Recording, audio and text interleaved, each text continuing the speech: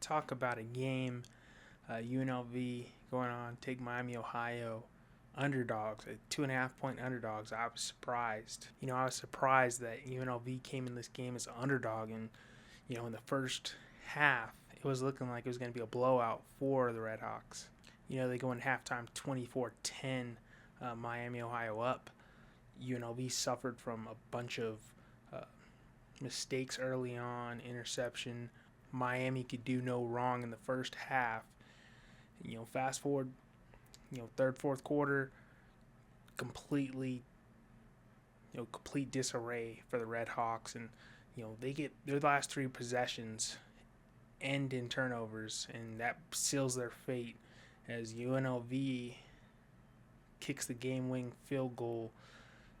41-38 is your final score. UNLV would put up 17 points unanswered in the fourth quarter, and that would basically, seal Miami, Ohio's fate.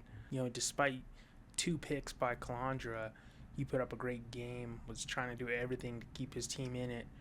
They never gave up.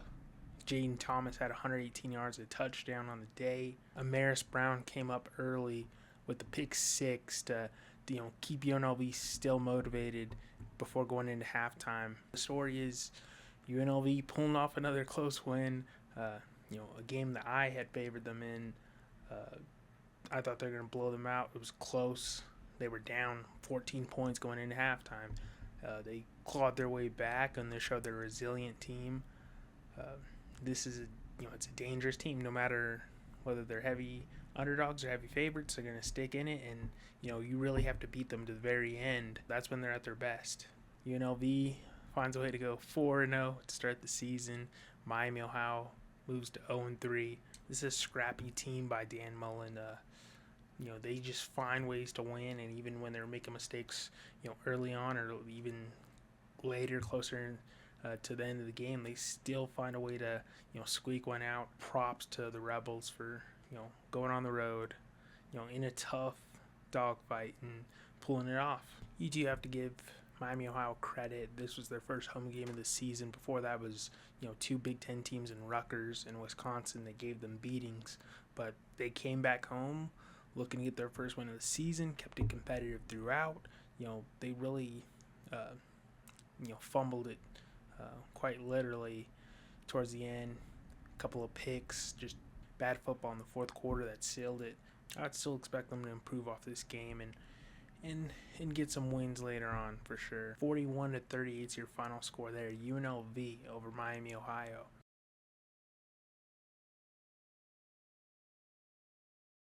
This wasn't a pretty game by any means, but San Jose State gets their first win of the season at home, taking on a tough Idaho team. They start off kind of ugly, fumble, turnover on downs, a couple punts. They go into halftime tied up 14-14. Joshua Wood for Idaho is just, a really good quarterback. And the Vandals found success early on, driving down the field over San Jose State. It was a competitive game throughout. Walker Eget looked relatively, much more improved. Barty Bates and Floyd Chalk IV had pretty good days themselves, running the ball effectively. The biggest question mark for San Jose State, which we saw earlier from their past two games with Central Michigan and in Texas, was that their defense is just questionable. Really up until the very few minutes of the game, a fumble by Idaho State did them in, but relatively they couldn't be stopped by San Jose State. They had a couple of punts, but for most part of their 9 possessions, they scored 4 touchdowns in half of them. And another one, they missed a field goal going into halftime. They found success getting down the field, chipping away, getting first downs. Not exactly the first win of the season that San Jose was expecting, but a win nonetheless. Start your season on the right track before you begin conference play. They looked improved on the offensive side, but the defense has a lot of work to do, especially when you're about to start playing some tough teams in conference play. 31-28 is your final score. San Jose State over Idaho.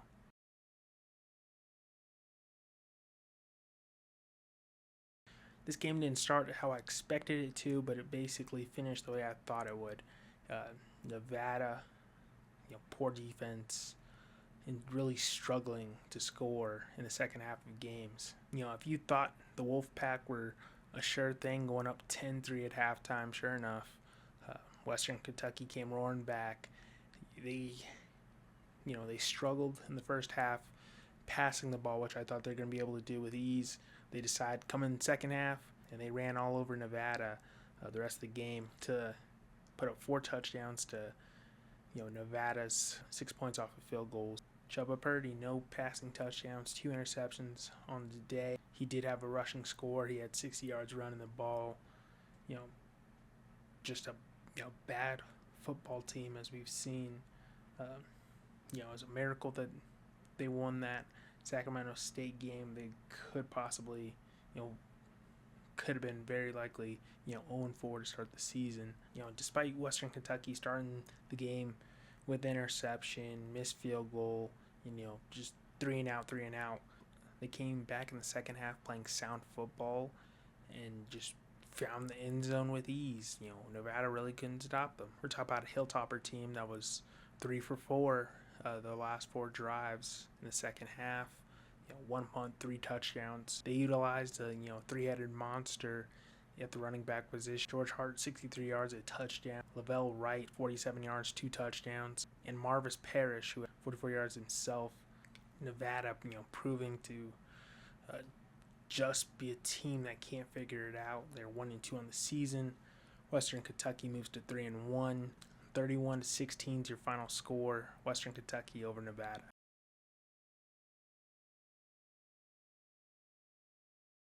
49-37 is your final score. Boise State over Air Force. The Falcons really couldn't stop Boise State's momentum at all, and they found the end zone frequently, and Air Force was playing catch up from the start. Maddox Matson had 276 yards, 2 touchdowns. He had a pick midway through the game. The rushing attack for the Broncos was present. Dylan Riley had a huge day, 171 yards, 4 touchdowns. Malik Sherrod had 80 yards and a touchdown himself. Sire Gaines would go out early in this game. He had 34 yards before going out. What we're not used to seeing is a passing game from Air Force. Liam Sarka comes in the game. He puts up 246 yards, 2 touchdowns. He had a pick as well. He also had 110 yards rushing and a touchdown. Dylan Carson put up 109 yards and a touchdown. If you're a fan of a high-scoring game, they did not disappoint. They found the end zone more times than not. We're talking about a 12-touchdown game. It was 86 points total. The Broncos looked good. I think you always get a tough outing from the Falcons, especially at home. It looks like the Broncos are starting to come together after that week 1 loss. 2-1 on the season now. Look much more improved. Air Force, 1-2, but they gave the Broncos their best effort. They really just couldn't stop the Broncos offense. It's a tough, high-scoring team. They can do it a multitude of ways, running and throwing the ball. They used it, the running game effectively. I think they were probably counting for Sire Gaines. They weren't expecting Dylan Riley to have such a huge day. Broncos moved to 2-1 on the season. Air Force 1-2. 49-37 is your final score. Boise State over Air Force.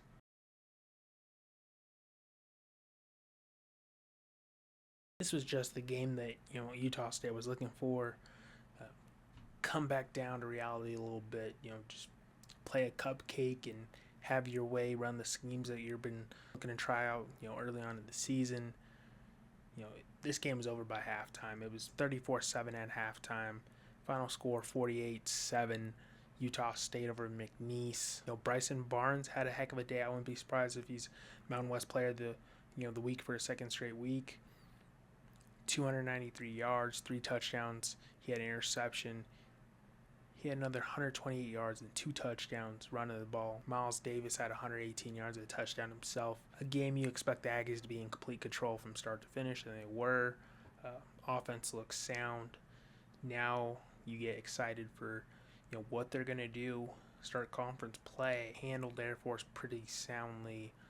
Now, can they test the waters and take on some other quality teams? 3-1 to start your season, undefeated at home. Uh, the Aggies are looking pretty good. Their toughest test comes next week when they go to take on Vanderbilt. That's going to be a really exciting game. They got the job done. Utah State 48, McNeese 7 is your final score there.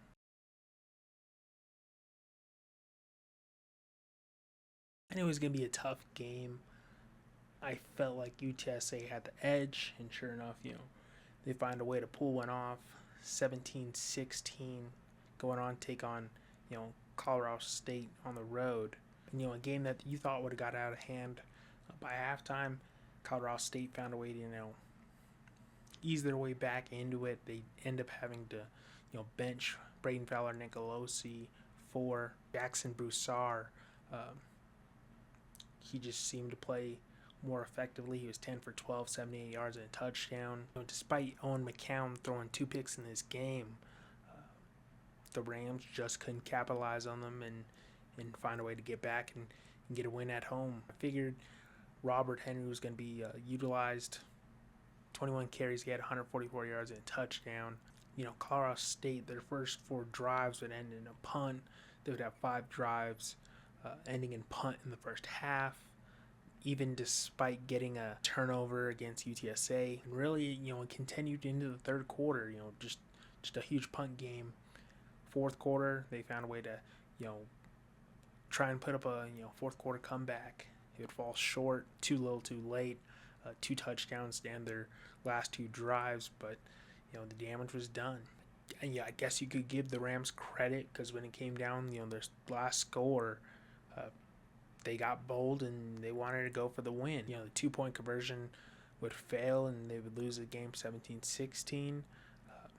Could they have taken their chances with overtime? I think they probably should have. It's one of those games they tried catching UTSA off guard and then it failed. It's gonna be interesting to see who's the signal caller in the coming weeks. Do they stick with Jackson Broussard, who looked great in his first showing? It ended up being a really close game in the fourth quarter and made it interesting. UTSA is a good team. Colorado State's still figuring things out. I think it's a great non-conference game for both teams to try and get things settled before they start conference play in the coming weeks.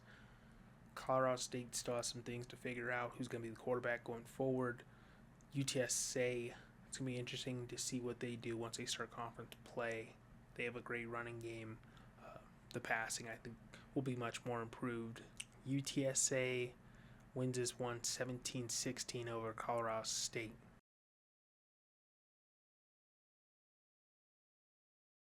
When you go down 21-3, it's hard to claw your way back. Wyoming tried to do so. Caden Salter's got the start. He looked great, and Wyoming just could not stop him all night. Salter put up 304 yards, 3 touchdowns through the air. He had another 86 yards rushing the ball and a touchdown. Just a perfect day from him. It was a complete mess for the Cowboys in the first half. In the second half, they put up 17 points to Colorado's 16 points, but it would just be too little, too late. Colorado ends up winning this game 37-20. Wyoming had a tough time stopping, Salter and that explosive offense led by him. As ugly as it was in the first half, Cowboys looked solid in the second half. Kane Anderson finished the game 176 yards, 2 touchdowns. Sam Harris had 126 yards running the ball. I think the deficit was just too big to come back from, but I don't think anyone was expecting the Cowboys to stay in this game for very long. They showed some good sides, and you look forward to see what they could do in conference play. A team like Colorado, despite their record, it's a tough team, known for putting up a lot of points.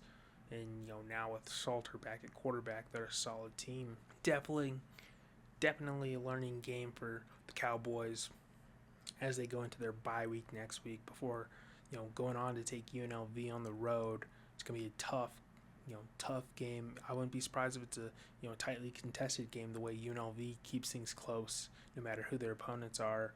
37-20 is your final score. Colorado over Wyoming.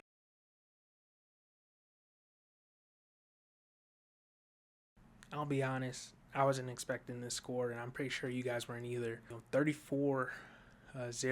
San Diego State gets it done. They rout the Bears in a game that I'm dumbfounded because I did not see this going that way. The Aztecs go up 13-0 at halftime.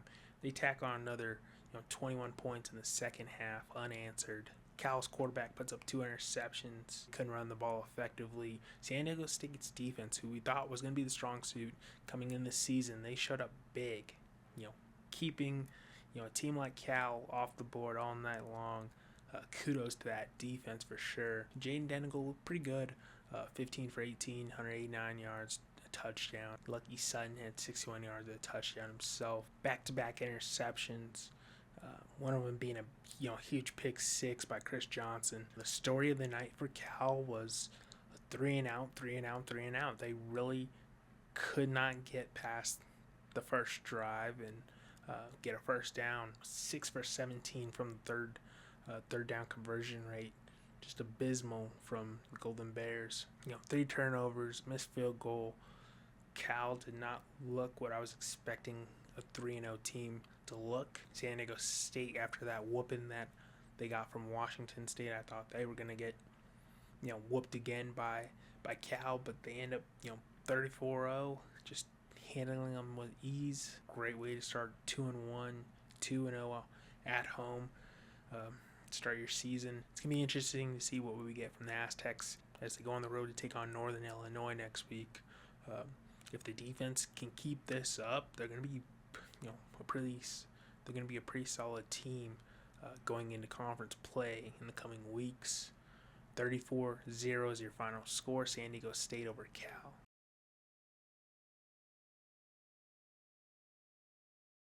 If you stayed up to the wee hours of Sunday morning to watch this finish, Fresno State squeaks one out 23-21 over Hawaii. Kudos to you. I've been told this is a game where they felt like the refs favored Hawaii, and a lot of the calls are again all night. Mike Alihado gets a start, 3 interceptions in this game. I just feel like they would have a better chance with Luke Weaver. A tightly contested game. Turnovers were key. Safety. Just rough football through the first 2-3 quarters. Despite some early slip-ups by Fresno State, the safety, a fumble return for a touchdown, they stood in this game and found a way to edge it out against the Rainbow Warriors. E.J. Warner had 230 yards, touchdown through the air. He had another 38 yards running the ball, and his feet have become Fresno State's best weapon. Extending drives and coming in crucial times. Mike Alihado had 219 yards, touchdown, 3 interceptions in this game. He had 31 yards rushing. He's the leading rusher for Hawaii. I just don't know. I feel like his play throughout, sort of doomed Hawaii. I feel like Weaver was playing good football the past couple of weeks. I probably would have liked to see them, stick with Weaver and wondered how this game would have probably turned out because the defense was playing solid through the first half, but they did not capitalize. I could see why Bulldogs fans were probably upset. 87 yards in penalties off of 8 penalties. Probably you would say it would not have been that close of a game if they didn't have those calls going there against them. Especially with Hawaii getting 3 picks in this game. This was a tightly contested game. The possession, the third down conversion rates were similar. We expected a close game. They're both have 3 wins on the season going into this game. Fresno State now moves to 4-1 on the year. Hawaii 3-2. Hawaii, it's gonna be interesting how they move going forward. But Fresno State, another one of those teams where similar to like UNLV, they find a way to win through the final stretches, and they win however they can. E.J. Warner seems to be coming into his zone now, and just win by necessity. 23-21 is your final score. Fresno State over Hawaii.